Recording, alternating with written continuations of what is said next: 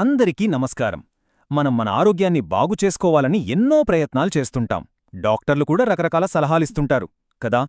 అయితే ఈ రెండింటి మధ్య ఓ శాస్త్రం దాగి ఉంది. దాన్నే ఆరోగ్య జోక్యమంటారు. అసలు ఆరోగ్య సంరక్షణ వ్యవస్థలో నిజమైన మార్పు తీసుకురావాలంటే ఈ జోక్యం ఎంత కీలకమో ఈరోజు మనం తెలుసుకోబోతున్నాం. ఈ విషయం అర్థం చేసుకుంటే మన ఆరోగ్య ప్రయాణంలో అది ఒక పెద్ద అడుగు వేసినట్లే. ఈ అనుభవం మనలో చాలామందికి ఎదురయ్యే ఉంటుంది కదా. ఏదైనా ఓ మంచి ఆరోగ్యకరమైన అలవాటు, ఉదాహరణకి రోజు వ్యాయామం చేయాలనుకుంటాం, కాని ఎందుకో కొన్ని రోజులకే మధ్యలో ఆపేస్తాం. అసలు మార్పు ఎందుకంత కష్టమనిపిస్తుంది? నిజానికి శాశ్వతమైన మార్పు అనేది ఓ పద్ధతి ప్రకారం, ఒక శాస్త్రీయ ప్రక్రియ ద్వారానే సాధ్యమవుతుంది. మరి ఆ ప్రక్రియ ఏంటో తెలుసుకుందామా? సరే, ఈరోజు మనం ఏమేం విషయాలు మాట్లాడుకోబోతున్నామో చూద్దాం.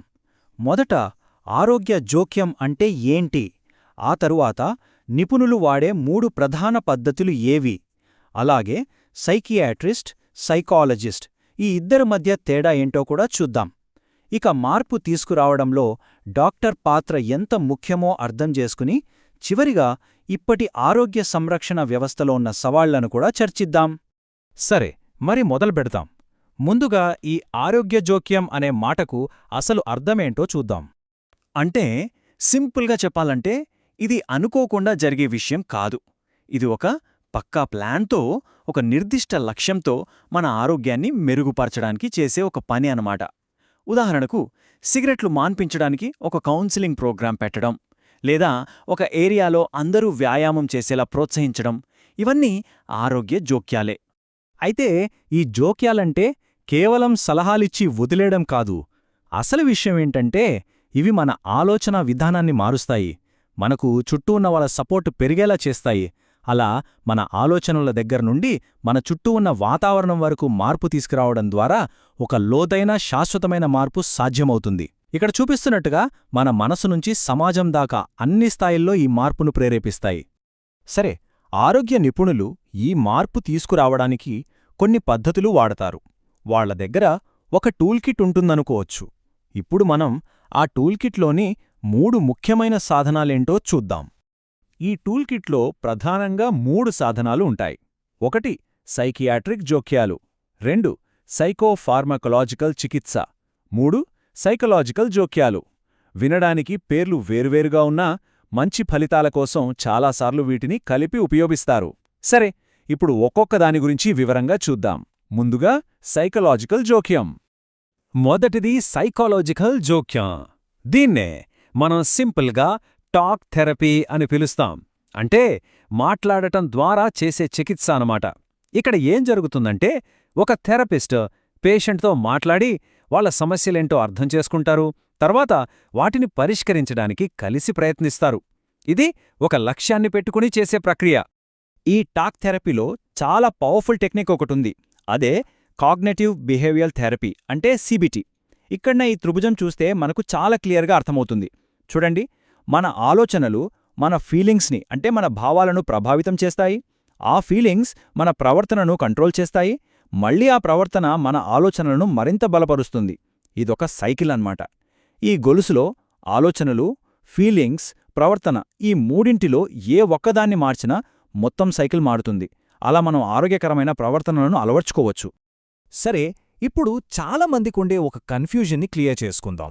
సైకియాట్రిస్ట్ వేరా, సైకాలజిస్ట్ వేరా? ఇద్దరూ ఒకటేనా? అసలు వాళ్ళ మధ్య తేడా ఏంటి? ఎందుకంటే ఈ ఇద్దరు నిపుణుల పాత్రలు చాలా వేర్వేరుగా ఉంటాయి. ఇక్కడ చూస్తే మనకు ఆ తేడాలు చాలా స్పష్టంగా కనిపిస్తాయి. చూడండి, ఎడమవైపున ఉన్న సైకియాట్రిస్ట్ ఒక మెడికల్ డాక్టర్. అంటే వాళ్ళు ఎంబీబీఎస్ లాంటి మెడికల్ స్కూల్ పూర్తి చేసి ఉంటారు. కాబట్టి వాళ్ళు మందులు రాయగలరు. మనం ఇందాక మాట్లాడుకున్న సైకియాట్రిక్, సైకోఫార్మకోలాజికల్ పద్ధతులు ఇక్కడే వస్తాయన్నమాట. సైకోఫార్మకోలాజికల్ అంటే ఏంటంటే మందుల ద్వారా మన మెదడులోని కెమికల్ బ్యాలెన్స్ని సరిచేయడం. అదే కుడివైపున చూడండి, సైకాలజిస్ట్. వీళ్లు ప్రధానంగా సైకలాజికల్ జోక్యాలపై, అంటే టాక్ థెరపీ లాంటి వాటిపై దృష్టి పెడతారు. కాబట్టి సింపుల్గా గుర్తుపెట్టుకోవాల్సిందేంటంటే, ఒకరు మందులివ్వగల మెడికల్ డాక్టర్, మరొకరు మాటల ద్వారా చికిత్స చేసి థెరపీ నిపుణుడు. చాలా సందర్భాల్లో ఈ ఇద్దరూ కలిసి పనిచేసినప్పుడే, అంటే మందులు, థెరపీ రెండూ కలిసినప్పుడే పేషెంట్కి చాలా మంచి, సమగ్రమైన కేర్ అందుతుంది. ఇప్పటిదాకా మనం ఈ జోక్యాలు ఏంటి అని చూశాం కదా ఇప్పుడు అవి ఎలా పనిచేస్తాయో చూద్దాం. ఈ మొత్తం ప్రాసెస్లో ఆరోగ్య నిపుణుడి పాత్ర చాలా ముఖ్యం. వాళ్ళు మార్పుకు ఒక కెటలిస్ట్ అంటే ఉత్ప్రేరకంలా పనిచేస్తారన్నమాట. ఇదొక ప్రయాణం లాంటిది. ఈ జర్నీలో నిపుణుడు ఒక గైడ్లా ఉంటారు. మరి ఆ ప్రయాణంలో స్టెప్స్ ఏంటో చూద్దాం. మొదటి అడుగు అసలు సమస్య ఏంటో పూర్తిగా అర్థమయ్యేలా చేయడం. రెండో స్టెప్ ఆలోచనా విధానాన్ని మార్చడం. దీన్నే కాగ్నిటివ్ గోల్స్ అంటారు. అంటే ఆరోగ్యం గురించి పేషెంట్ ఆలోచించే విధానాన్ని మార్చడం. మూడో స్టెప్ ప్రవర్తనలో మార్పు తీసుకురావడం. అంటే బిహేవియరల్ గోల్స్, పేషెంట్ చేసే పనులను మార్చడం. ఇక ఆఖరిది చాలా ముఖ్యమైంది, ఈ కొత్తగా అలవర్చుకున్న ఆరోగ్యకరమైన అలవాట్లకు కట్టుబడి ఉండేలా కంటిన్యూస్గా సపోర్ట్ ఇవ్వడం. ఈ డాక్టర్ పేషెంట్ సంబంధం ఎంత బలంగా ఉంటే ఫలితాలు అంత బాగుంటాయి. ఈ చాట్లో చూస్తున్నట్టుగా ఆ సంబంధం బాగున్నప్పుడు పేషెంట్ సంతృప్తిగా ఉంటారు, వాళ్ల సమస్యపై అవగాహన పెరుగుతుంది, అన్నింటికంటే ముఖ్యంగా ట్రీట్మెంట్కి కట్టుబడి ఉంటారు. ఈ మూడు త్వరగా కోలుకోవడానికి పునాదిలాంటివి. సరే, ఇవన్నీ వినడానికి చాలా బాగున్నాయి. ఈ పద్ధతులన్నీ అద్భుతమైనవే. కాని మనం వాస్తవాన్ని కూడా చూడాలి. ఇప్పటి ఆరోగ్య సంరక్షణ వ్యవస్థలో కొన్ని నిజమైన సవాళ్లు కూడా ఉన్నాయి. అవేంటో చూద్దాం. నిజం చెప్పాలంటే ఈ సిస్టమ్ అంత పర్ఫెక్ట్గా ఏమీ లేదు. ఇందులో కూడా లోపాలున్నాయి. ఈ నిజాన్ని ఒప్పుకుంటేనే మనం వాటిని సరిదిద్దగలం. ఆశించిన స్థాయిలో కేర్ అందడానికి కొన్ని అడ్డంకులున్నాయి. ఉదాహరణకి ఇప్పటికీ కొన్ని పాత పద్ధతుల్నే ఫాలో అవుతుంటారు. అవి కొత్త రీసెర్చ్కి తగ్గట్టుగా ఉండవు.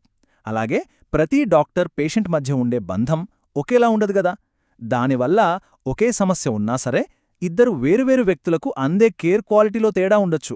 ఇక అన్నిటికంటే ఒక సున్నితమైన విషయమేంటంటే కొన్నిసార్లు ఆరోగ్య నిపుణుల సొంత నమ్మకాలు కూడా వాళ్ళిచ్చే సలహాలను, ట్రీట్మెంట్ను ప్రభావితం చెయ్యొచ్చు. సరే, ఈ విశ్లేషణను ఒక ఆలోచింపజేసే ప్రశ్నతో ముగిద్దాం. ఒక డాక్టర్ వ్యక్తిగత నమ్మకాలు మనకు అందే ట్రీట్మెంట్ నాణ్యతను ప్రభావితం చేయగలుగుతున్నాయి అంటే మరి ఆ నమ్మకాలు ఎలాంటి పక్షపాతం లేకుండా ఉన్నాయని నిర్ధారించుకునే బాధ్యత ఎవరిది? ఆ బాధ్యత సిస్టమ్దా, ఆ డాక్టర్దేనా, లేక పేషెంట్స్గా మనదా? దీనికి వెంటనే సమాధానం దొరకకపోవచ్చు. కాని మనందరి ఆరోగ్య భవిష్యత్తు కోసం మనం తప్పకుండా వేసుకోవాల్సిన ప్రశ్న ఇది. ఒక్కసారి ఆలోచించండి.